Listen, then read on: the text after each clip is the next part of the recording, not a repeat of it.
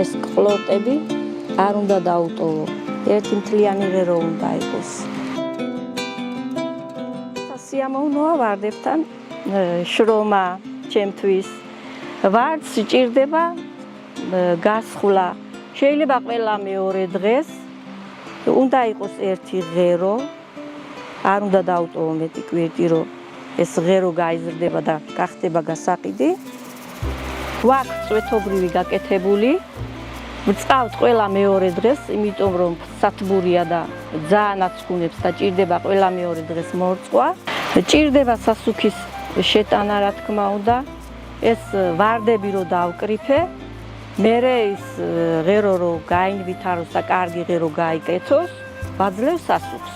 ვარდი შევიძინე გამოწერით, შეუკვეთე და ჩამომიტანეს. ჯიში მირჩიეს, რომ კარგი იყო ეს ჯუმელიები, მაგრამ ძალიან საფუთი და ძნელი მოსავლელია და შავი მაგია, წითელი ვარდი, ძალიან დიდი გასავალი აქვს და ამიტომ წელიწადში მაძლევს 4-ჯერ მოსავალს. 2 მოსავალი უკვე მივიღე.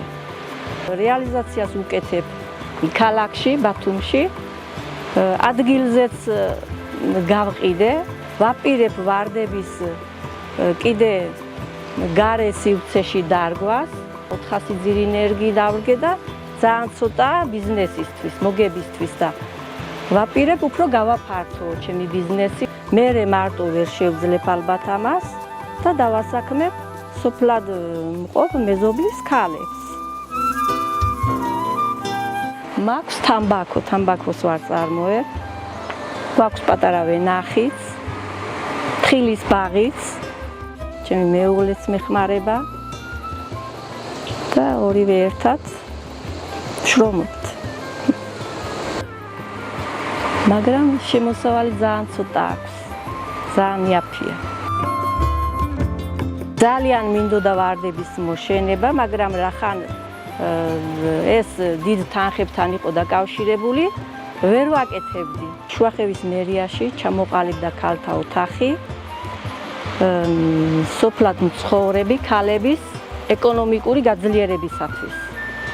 ეს რო გავიგე, დავწერე პროექტი, გავიმარჯვე, სათბური შევიძინე შუახევის მერიის და აჭარისწყალი ჯორჯიას დაფინანსებით. რა თქმა უნდა იყოს ხელშეწყობა სოფლად მცხოვრები ქალებისთვის. მათი ეკონომიკურად გაძლიერება საჭიროა, რომ სოფელში შემოსავალი იყოს და არ წავიდეს ქალაქში. ჩემი აზრი ასეთია.